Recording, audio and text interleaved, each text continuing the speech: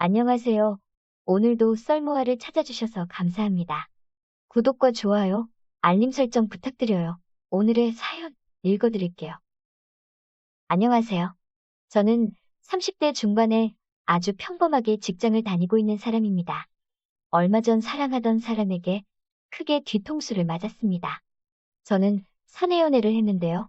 회사에서도 그 어디서도 말할 수 없는 연애를 했습니다. 저는 사실 결혼을 한 유부남입니다. 인생에 처음 있는 일탈에 정말 짜릿하고 황홀했어요.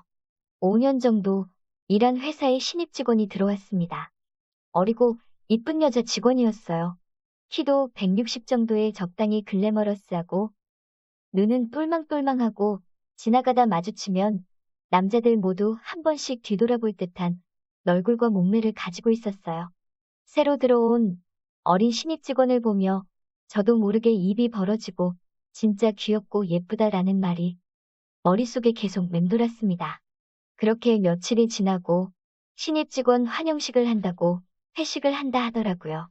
저희 팀장이 삼겹살을 엄청 좋아해서 항상 회식은 삼겹살을 먹으러 가는데 제가 남자 직원 중 막내라 먼저 가서 자리를 준비하고 직원들을 기다리고 있었습니다. 5년 차이지만 막내라 항상 잡일은 제가 맡아 하고 있었어요. 직원들이 하나 둘씩 들어와서 자리를 채우기 시작했습니다. 저희 회사는 10명 좀 넘는 직원이 있습니다. 직원들이 들어오고 자리를 채우는데 갑자기 제 옆에 신입 직원이 앉는 것 뒤였습니다. 순간 가슴이 콩닥콩닥 뛰기 시작했습니다. 신입 직원이 웃으며 말을 걸을 때마다 심장 소리가 쿵쾅쿵쾅 점점 커져가 혹시나 들리지는 않을까 괜히 조마조마했습니다.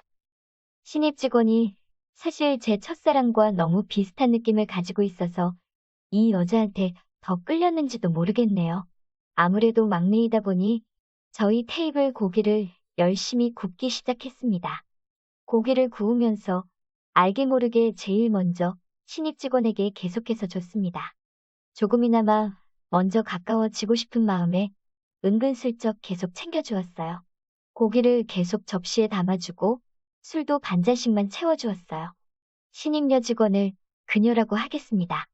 그녀는 저에게 대리님도 좀 드시라고 얘기를 했습니다. 그 말이 뭐라고 가슴이 또 뛰기 시작했고 너무 오랜만에 느끼는 설렘이 제 머리를 온통 뒤집고 다녔습니다. 회식 자리가 무르익을 쯤 사장님은 그녀에게 인사말이라도 하라고 하셨고 그녀는 일어나서 부끄러워하며 많이 부족하지만 열심히 하겠습니다 하며 사랑스러운 인디언 보조개와 예쁜 목소리로 웃으며 얘기했습니다. 너무나 사랑스러웠어요. 하지만 저는 가정이 있기 때문에 이러면 안 되라고 마음속으로 외치고 또 외쳤습니다. 그렇게 마음을 다잡고 다시 고기를 굽기 시작했습니다. 옆자리에서 선배들이 주는 술을 넙죽넙죽 잘 받아먹는 그녀는 어느새 얼굴이 발그레해졌습니다. 얼굴이 발그레진 그녀는 더 귀여워 보였고 술이 조금 들어가서 기분이 좋아졌는지 저한테 생글생글 웃으며 말을 걸기 시작했습니다. 대리님도 고기 좀 드시고 저랑도 좀 한잔 해주세요. 라고 말을 했고 그때부터 그녀는 계속해서 말을 걸고 쌈까지 싸주며 저에 대해서 궁금한 게 많이 생겼는지 결혼은 했냐, 대리님은 어떤 스타일 좋아하시냐 물어보더라고요. 저는 내심 기분은 좋았지만 이러면 안 된다는 생각에 더 이상 깊게 착각하지 말자 주문을 외우고 또 외웠습니다.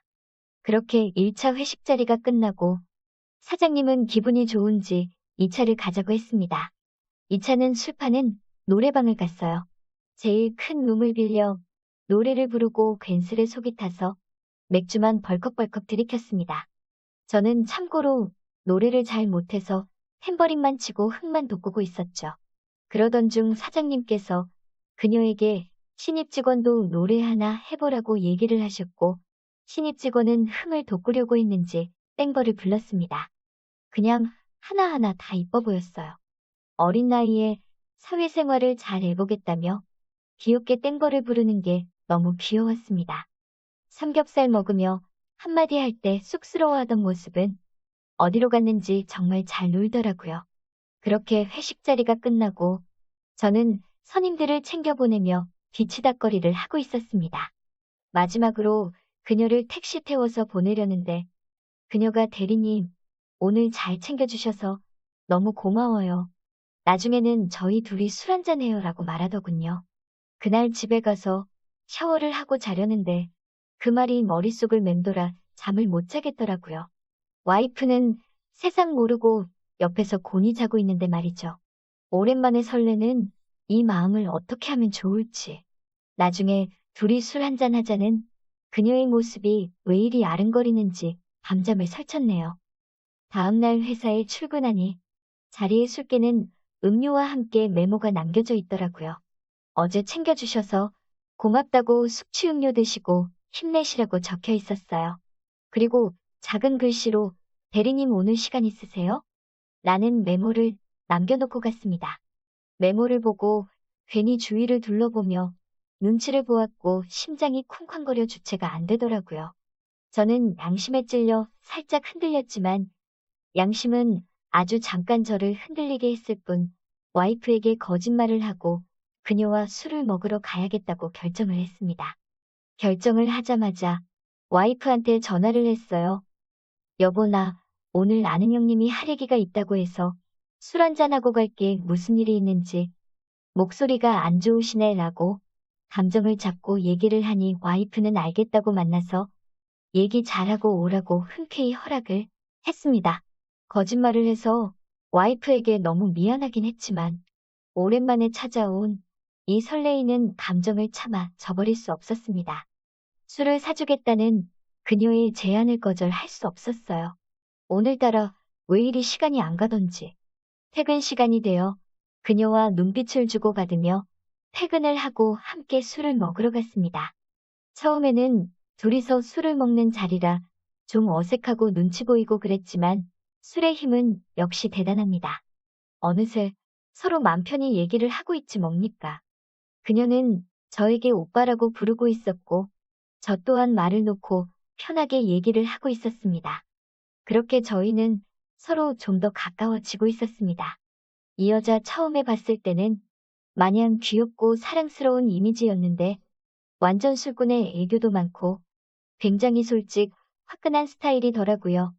와이프는 원래 성격이 무뚝뚝하고 조용한 성격이라 와이프한테서 볼 수 없는 매력에 이러면 안 되는 걸 알지만 저는 그녀에게 자꾸 빠져들어갔습니다. 그렇게 저희는 술친구가 되었고 와이프한테 거짓말을 하는 횟수도 점점 늘어갔습니다. 저희는 회사에서 이상하게 소문이 날까 장소도 여러 곳으로 옮기며 계획적으로 회사 직원들의 눈을 피해 약속을 하고 만나고 있었습니다. 처음에는 그냥 좋은 술친구이자 예쁜 동생으로 지내려고 했습니다. 하지만 남녀 사이에 친구가 없다는 말이 있듯이 저희 사이에는 점점 뭔가 야릇한 분위기가 생겼고 처음에는 동생으로만 생각하자고 생각했던 저의 마음과 다짐은 저기 쓰레기통으로 가버린 지 오래였어요. 그녀가 이미 여자로 느껴졌습니다. 그녀는 제가 유부남이라는 걸 알지만 제가 너무 편하고 얘기도 잘 통해서 너무 좋다고 대리님이 결혼을 한 사람이라는 게 자기를 너무 힘들게 하는 것 같다며 저를 흔들더라고요. 저도 내가 유부남이라 너무 속상하다고 너를 너무 늦게 만난 것 같다고 제 마음을 얘기했어요. 그렇게 그녀와 썸을 타며 지내고 있었습니다.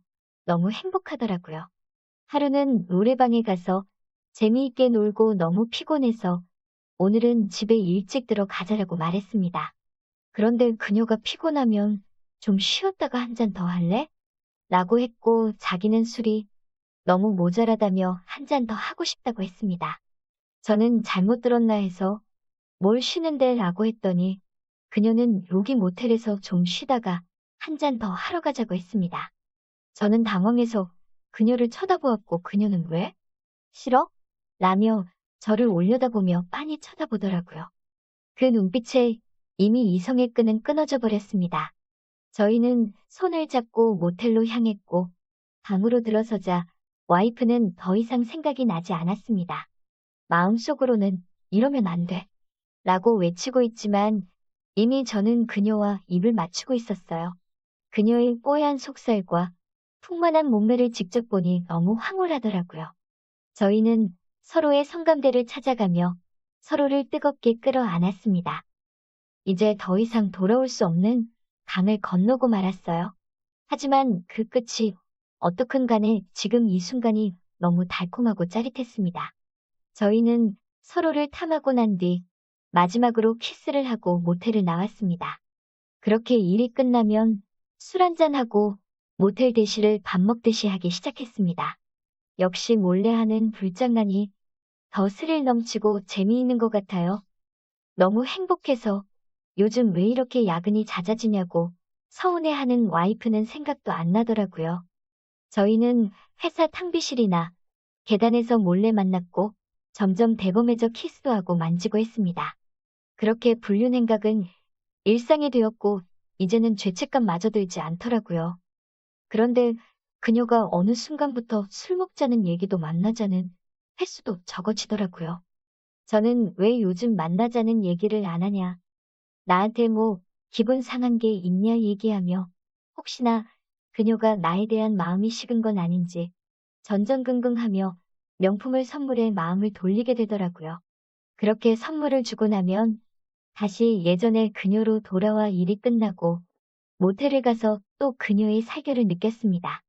그런데 또다시 만남이 뜸해지던 때에 일이 끝나고 퇴근을 하는 길에 저희 회사 선배와 그녀가 같이 걸어가는 걸 봤고 설마라는 생각이 들었지만 그런 게 아니겠지라며 애써 외면했어요. 하지만 계속 약속 횟수도 자꾸 줄고 그녀가 저를 조금씩 피하는 것 같다 싶었는데 어느 날 회사에 한 선배의 형수가 찾아왔습니다. 형수는 오자마자 이 새끼랑 바람핀 년 나오라고 소리를 질렀습니다. 다들 놀라서 형수를 쳐다보니 형수는 핸드폰을 꺼내 어디론가 전화를 걸었습니다. 그녀의 핸드폰이 울리기 시작했어요. 형수는 너구나? 라고 말한 뒤 그녀의 싸대기를 인정사정 없이 내리쳤습니다.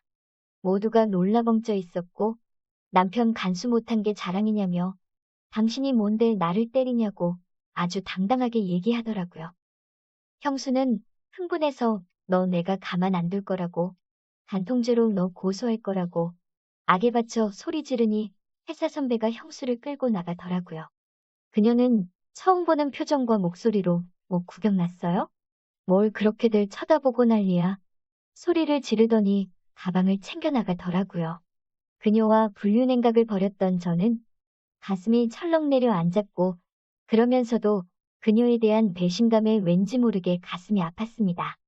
불륜이긴 해도 정말 사랑했는데 마음이 아프다 못해 찢어졌습니다.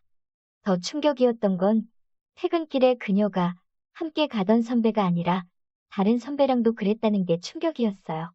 나중에 알고 보니 회사에서 그녀와 잠자리를 한 남자가 저 말고도 여럿이더라고요. 다들 하나같이 명품을 선물했더라고요. 어이가 없었습니다. 나랑도 그렇게 자주 만났는데 다른 사람들이랑은 또 언제 그렇게 만나고 다닌 건지. 형수가 찾아와서 뒤집고 나니 저도 번뜩 정신이 들더라고요. 그런데 아주 가끔 너무 마음이 잘 맞고 말도 잘 통한 그녀가 떠오르네요. 연락하면 그녀가 받아줄까요?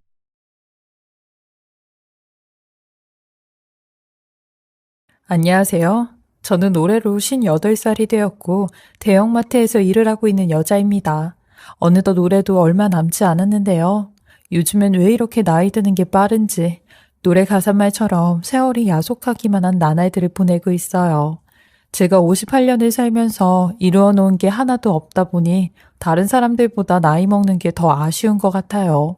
근데 이번에 또 한 번 제게 힘든 일이 생겨 제 이야기를 해볼까 합니다. 맨날 사연을 들어만 봤지 써본 적은 없기에 부족한 글재주 양해해 주시고 들어주셨으면 좋겠습니다. 이 이야기를 시작하려면 30여 년 전 그때의 일부터 시작을 해야 될 것 같은데요. 제가 시집 식구들과 처음 인연이 닿은 건 병원에서였어요.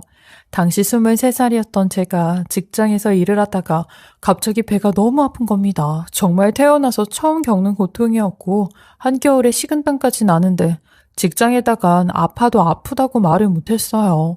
그때 제가 직장에 들어간 지 얼마 되지 않았는데 신입사원으로 뽑혔을 때도 여자라는 차별을 받으며 불평등한 대우를 받고 있었는데 괜히 아프다고 얘기를 했다가 이러니까 여자들은 안 된다는 그런 소리를 들을까봐 아파도 이를 악물며 참고 있었어요. 게다가 선배 언니들에게도 민폐를 끼치고 싶지 않았기에 더 참았던 것도 있었죠. 아니 근데 이놈의 배는 아픈 정도가 점점 심해지더니 이내 뒤틀리게 쑤시기 시작하는데 저도 모르게 쓰러져 버렸고 눈을 떠보니 응급실이더라고요. 병원에선 급성 맹장이라며 이 질병이 매우 높은 응급성을 가진 병이라 빠른 치료가 필요하다며 바로 수술에 들어가야 된다고 하는데 저는 그것도 모르고 무식하게 참고만 있었던 거죠. 수술을 하려면 보호자 동의가 있어야 하는데 지금 당장 보호자에게 연락을 하라고 하더라고요. 근데 저는 제가 제 보호자였기 때문에 보호자가 없다고 했어요. 왜냐면 저는 10살 때부터 고아로 보육원에서 지냈거든요. 그러니 병원 측에선 아는 사람한테라도 연락을 하라고 하는데 결국 부를 사람이 없어 제가 살고 있던 옥탑방에 세를 준 집주인 아줌마를 불렀어요. 그렇게 부모 없는 서름에 수술도 바로 못하고 한참 동안 기다렸다가 겨우 수술을 받게 되었는데 평상시에는 부모의 빈자리를 잘 못 느꼈었는데 아프니까 너무 서럽고 서글프더라고요. 내 옆에는 정말 아무도 없구나 라는 생각에 그때 처음으로 어린 나이에 가족을 만들고 싶다는 생각이 들었어요. 가족이 있으면 이런 사소한 일에도 다 같이 모이고 해결하고 도와주니 얼마나 든든할까 싶었거든요. 그렇게 수술을 마치고 6인실로 가게 되었는데 거기에선 제가 제일 나이가 어렸어요. 이미 5명의 아주머니들끼리는 서로 친해져 언니 동생하며 지내고 계셨거든요. 그리고 사람들이 병문안을 와서 음료수나 먹을 걸 가지고 오면 나누어 먹는 그런 깔깔거리는 분위기였죠. 제가 수술을 마치고 입원실로 들어가니 무슨 신입이라도 온 것 마냥 다들 궁금해서 저만 쳐다보고 있는데 그땐 저도 수술이 막 끝나 몸이 너무 아파서 진통제를 더 놔달라고 했던 때라 그 아주머니들하고 이런저런 얘기를 할 그런 컨디션은 아니었어요. 그래서 제 자리는 아예 커튼을 치고 있었고 가스가 나올 때까지 해야 하는 걷기 운동 시간 외에는 계속 커튼을 치고 있었죠. 그 아주머니들도 막 시끄럽게 떠들다가도 한 번씩은 조용히 말을 했는데 그때가 제 얘기를 할 때였어요. 아무리 조용히 얘기한다고 해도 그 좁은 병실에선 말하는 소리가 다 들렸는데 왜 저러고 커튼을 치고 나오지도 않고 있냐는 그런 말들을 하셨죠. 저는 그러거나 말거나 신경 쓰지 않고 있었는데 하루는 어떤 인상 좋은 아주머니 한 분이 제 자리에 쳐져 있는 커튼을 살짝 제치며 아가씨, 이거 두유인데 이거 좀 먹어봐.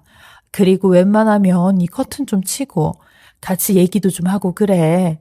병원에서 혼자 그러고 있으면 우울하고 심란한데 아줌마들하고 웃고 떠들면 별로 그런 생각도 안 드니까 퇴원할 때까지는 웃다가 가요. 라고 하시는데 저도 그 말에 알겠다고 했어요. 이렇게까지 말씀을 하시는데 거기다 대고 싫다고 거절하기가 좀 그랬거든요. 그렇게 저는 퇴원을 할 때까지 제 공간이 없이 5명의 아주머니들과 함께 지냈는데 커튼을 열어놓고 생활을 하니 더 가족이란 존재가 크게 느껴졌던 게 그 아주머니들의 가족들은 매일매일 병문안을 와서 안부를 물으며 서로 챙겨주는데 저는 그런 사람이 없으니 보고 있는 것만으로도 더 힘이 들었어요. 그러니 제게 처음 말을 걸어온 아주머니께서 아가씨는 병원에 입원해서 가족들이 한 번도 안 찾아오는데 부모님이 어디 외국이라도 나가셨나 봐요. 라고 하더라고요. 그래서 부모님이 안 계신다고 고아라고 했어요. 그러니 물어보신 아주머니께서는 아차 싶어 미안하다고 하셨고 주변 아주머니들도 한순간에 조용해 주시는데 그때부턴 다들 제가 불쌍해 보였는지 절 많이 챙겨주시더라고요. 그리고 퇴원을 하는 날 절 제일 많이 챙겨주신 그 아주머니와 함께 퇴원을 하게 되었는데 그 아주머니의 아들이 퇴원 수속을 밟는다고 병원에 왔더라고요. 그래서 아주머니께서 저한테도 본인 아들을 소개시켜 주셨는데 느낌에 그냥 인사만 시키는 게 아니라 대놓고 저랑 이어주려고 하는 것 같았어요. 막 본인 아들 어떠냐며 한번 만나볼 생각 없냐고 하셨거든요. 그렇게 저는 병원에서 연이다 아주머니 아들과 만나게 되었고 이 사람과 4년 연애 끝에 결혼을 하게 되었어요. 수술을 받기 전 나도 가족을 만들고 싶다라고 바랬던 제 소망이 현실로 이루어지게 된 거죠. 저는 남편과 4년 동안 만나면서 시어머니와도 정말 가깝게 지냈는데 시어머니는 절 항상 진심으로 대해주셨어요. 제가 고아이다 보니 많이 안쓰러워하시고 딱하게 여기셨지만 단 한 번도 제 앞에서 티를 내지 않으셨고 늘 한결같이 대해주셨는데 저도 너무 감사했어요. 심지어는 시어머니랑 밖에 나가면 사람들이 다들 저를 모녀지간으로 볼 정도였는데 나쁘지는 않더라고요. 이런 시간들이 쌓여 결혼을 하니 저는 더 좋았던 게 서로 알아가려고 하지 않아도 이미 서로에 대해 많이 알고 있으니 그런 시간이 필요하지 않았죠. 뭘 좋아하고 뭘 싫어하는지 다 알고 있었으니까요. 그래서 결혼할 때도 제 사정을 잘 알고 계신 시어머니는 제게 혼수나 예단은 일절 요구하지 않으셨어요. 대신에 조건이 하나 있었는데 몇 년 동안만 시댁에서 같이 살다가 분가를 하라는 그런 조건이었죠. 저야 시부모님께서 그렇게 하라고 하면 당연히 네 하고 해야 되는 입장이었지만 되려 저는 그 제안이 좋았어요. 맨날 혼자서만 지내던 제 삶에 가족이라는 온기가 돌았고 매일 저녁 퇴근을 하고 집에 들어가는 게 설레일 정도였거든요. 아마 저희 시어머니는 제게 그걸 느꼈으면 해서 그런 제안을 하신 것 같았어요. 한 번은 제가 시어머니에게 이런 걸 물어본 적이 있었어요. 어머님은 왜 이렇게 저한테 잘해주시는 거냐고요. 사실 집안 차이도 꽤 나고 제가 잘난 것도 하나 없는데 왜 저를 선택하신 거냐고 하니 시어머니께서 본인의 아픈 과거에 대한 이야기를 하기 시작하는데 저는 전혀 예상치 못한 대답에 놀랐고 시어머니에게 이런 일이 있었는지 의아할 뿐이었어요. 항상 밝고 쾌활하셔서 인생에 굴곡이 없으실 줄 알았는데 그게 아니었죠. 원래는 남편 위로 누나가 한 분 있었대요. 근데 시어머니가 남편의 누님을 시장에서 잃어버리는 바람에 여태까지 실종이 된 상태로 살아왔다는 겁니다. 죽었는지 살았는지도 모르고 살아왔다는데 그때 남편 누님 나이가 4살밖에 안 되었대요. 그래서 시어머니는 고아로 자랐을 본인 딸을 생각해 저한테 잘해주고 싶었다고 하시는데 그 말을 듣곤 저도 가슴이 아팠고 잠깐 시어머니의 진심을 오해해서 죄송스러울 뿐이었어요. 저 또한 시어머니에게 딸 같은 며느리가 되도록 항상 노력을 한다고 했죠. 저희 부부도 결혼을 하니 연애를 할 때랑은 다른 분위기였는데 연애할 땐 매일 저녁마다 헤어지는 게 아쉬워 헤어지기 싫다고 했었는데 결혼을 하니 이젠 그런 일도 없고 주말엔 하루 종일 붙어 있을 수도 있어 좋기만 했어요. 저희 부부끼린 전혀 문제가 없었는데 제가 문제였죠. 부모 복이 없는 저는 부모가 될 복도 없었는지 임신이 안 돼서 병원에 찾아가니 제가 아이를 낳을 수 없는 몸이라는 겁니다. 그 소리를 듣곤 남편뿐만 아니라 시부모님에게도 죄송스러워 고개를 들 수가 없었어요. 기껏 고아인 저를 며느리로 맞았는데 이런 며느리가 여자 노릇도 못하니 제가 얼마나 미울까 싶었고 애가 없으니 남편하고도 끈끈한 정이 안 붙었어요. 결혼을 하고 보니 부부 사이에서도 또 다른 정이라는 게 존재하더라고요. 게다가 남편은 시아버님이 돌아가시면서 물려준 가업으로 더 바쁜 생활을 하였는데 집에 와서까지 일을 하니 저랑은 대화를 할 시간도 부족했죠. 어쩔 때는 저보다 비서랑 더 많은 대화를 나누었는데 제가 이런 걸 좀 서운해하면 시어머니는 본인 아들 편에 들며 남자가 큰일 하는데 자잘한 걸로 신경 쓰게 하지 말아라. 네 남편이 지금 놀고 있냐? 그런 거 일일이 따지고 들면 네 남편 큰일 못해 라며 하루가 멀다 하고 이런 말을 하셨는데 원래는 결혼하고 몇 년만 시댁에서 살다가 분가를 하기로 했던 약속은 시아버님이 돌아가시면서 무산이 되었고 저희가 시어머니를 모시고 살아야 되는 상황이 왔어요. 그러니 저는 남편과 겪는 갈등이 더 배가 되어 시어머니와도 갈등을 겪기 시작했죠. 그리고 사실 제가 남편과 시어머니에게 이런 사랑을 처음 받아봤다가 갑자기 무관심해지니 남편의 비서에게까지 질투를 느끼곤 했어요. 한 번은 그 둘의 사이를 저 혼자 오해해 의심을 품고 남편을 찾아간 적이 있었는데 남편이 비서와 단 둘이 호텔에 들어가는데 그걸 보곤 내가 이럴 줄 알았다 라고 생각해 이 둘을 가만 안 둔다는 심정으로 호텔방을 쳐들어갔는데 세상에 거기서 남편이 외국인 바이어랑 미팅을 하고 있었던 겁니다. 저는 그것도 모르고 문을 발로 차고 나오라며 소리를 지르고 난리를 쳤으니 망신도 그런 개망신이 없었죠. 결국 제 객기로 그 바이어와의 계약은 깨지게 되었고 이 일로 남편이나 시어머니는 절 완전히 의심병 환자로 취급을 하였어요.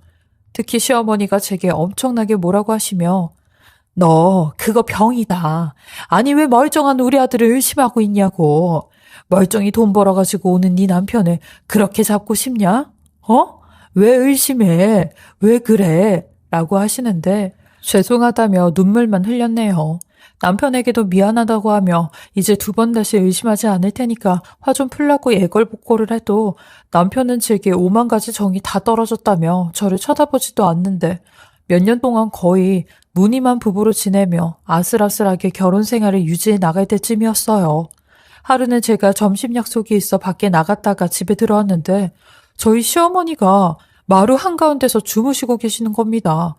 그래서 시어머니를 깨워 방에 들어가 주무시라고 하는데 이상하게 시어머니가 축 처져선 아무런 반응이 없는 겁니다. 저는 너무 놀라 시어머니를 좌우로 흔들어가며 일으키려고 하는데 그 순간 시어머니 몸에서 쪽지가 하나 툭 떨어졌고 저는 그 쪽지를 다 읽고는 말이 안 나와 그 자리에 주저앉고 말았어요. 그 쪽진 저희 남편이 남긴 쪽지였는데 시어머니가 지금 고혈압으로 뒷목을 잡고 쓰러지신 거라며 훈일은 저보고 알아서 처리를 하라는 겁니다. 그리고는 엄마가 여태 당신을 잘 챙겨주었으니 이제부터는 당신이 엄마를 챙겨줄 때가 됐다며 우리 엄마를 좀 부탁한다고 하는데 대체 이게 다 무슨 소리인가 싶었어요. 그리고 더 기가 막혔던 건 마지막 줄엔 언젠간 본인이 돌아올 테니 그때까지 자기를 찾지 말아달라는 말을 써놓은 겁니다. 그 쪽지를 보곤 남편에게 화가 났다는 것보다 무슨 일이 생겼구나 하는 짐작이 들었고 일단은 급한 시어머니 먼저 병원에 모시고 가고 그러고 나서 남편에게 연락을 해봐야겠다 싶었어요. 그때 당시 남편이 사업을 하는 사람이었기에 핸드폰이 있었거든요. 근데 역시나 남편은 전화가 꺼져 있었고 쪽지 속 내용처럼 연락 자체가 안 되어버렸는데 회사를 찾아가니 회사 또한 문이 굳게 닫혀져 있는 겁니다. 근데 더 황당했던 건 건물 경비원의 말이었는데 남편의 회사가 벌써 문을 닫은 지 한 달이 넘었다고 하는 겁니다.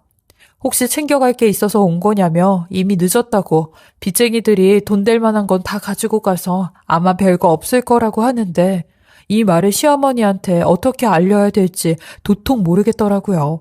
이미 시어머니는 너무 늦게 병원에 찾아간 탓에 한쪽은 쓸 수 없는 편마비가 되었고 지팡이가 없으면 아예 걷지를 못하시는 지경이 되었죠.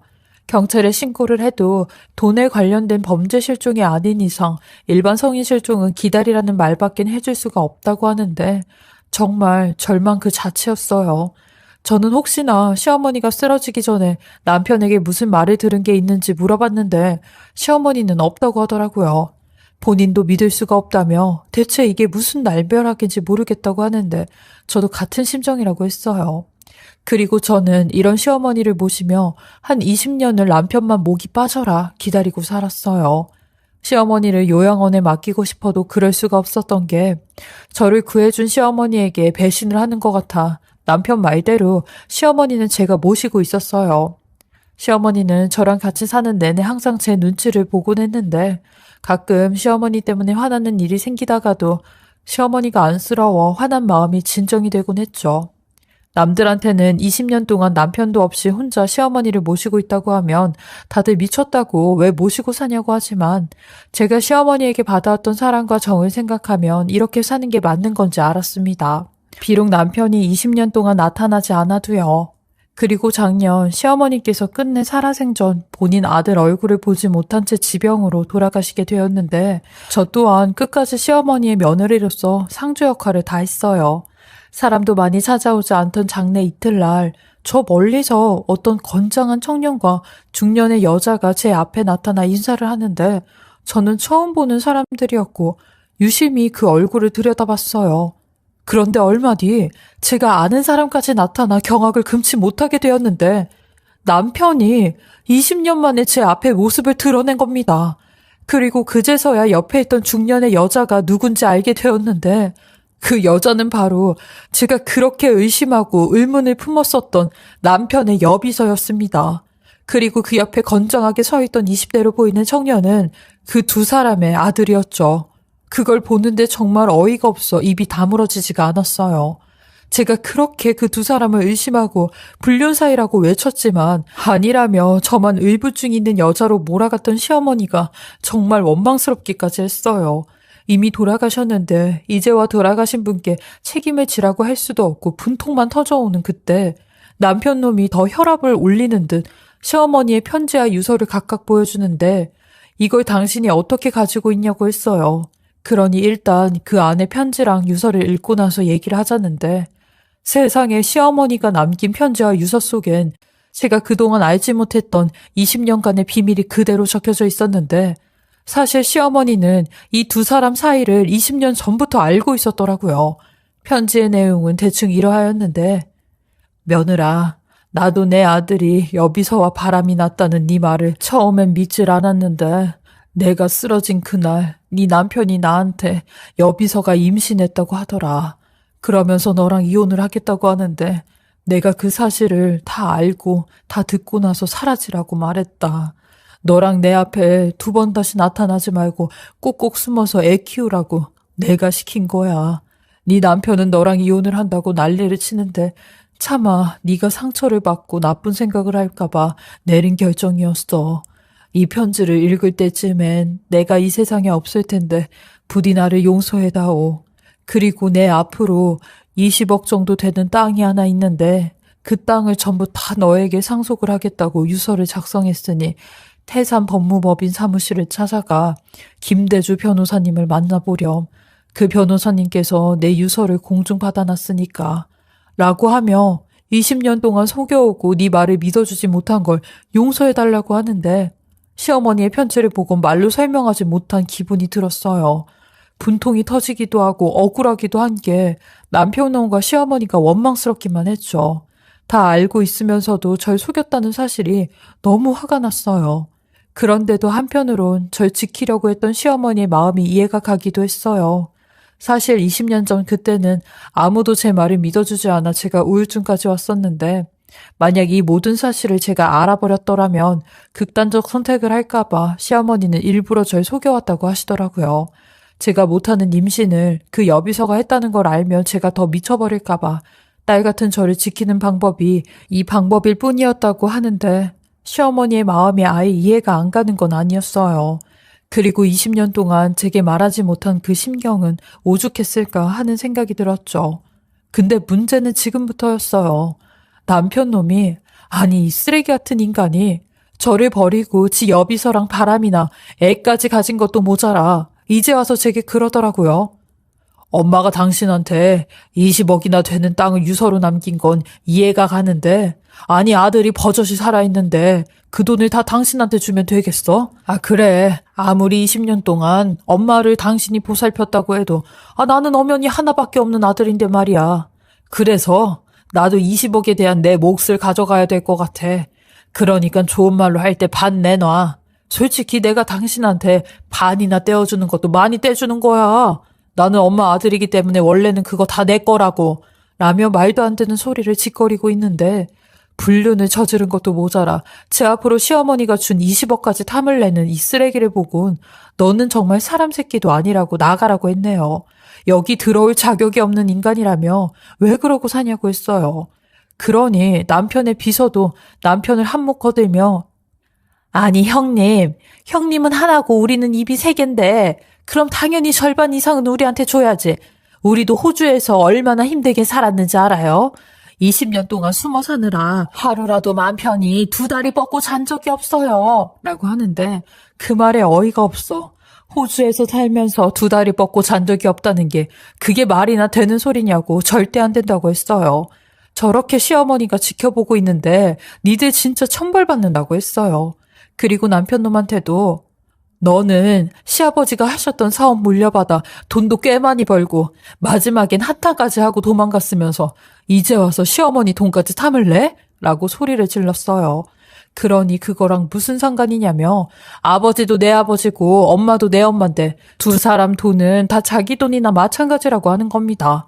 그러면서 순순히 내놓지 않으면 유류분 청구 소송까지 한다는데 시어머니 장례를 마치고 시어머니가 말씀하신 변호사 사무실을 찾아가 유류분 청구에 대해 물어보니 시어머니가 본인 아들에게 재산 상속을 하지 않는다는 유언 내용이 있어도 유류분 청구 소송은 할 수 있다고 하더라고요.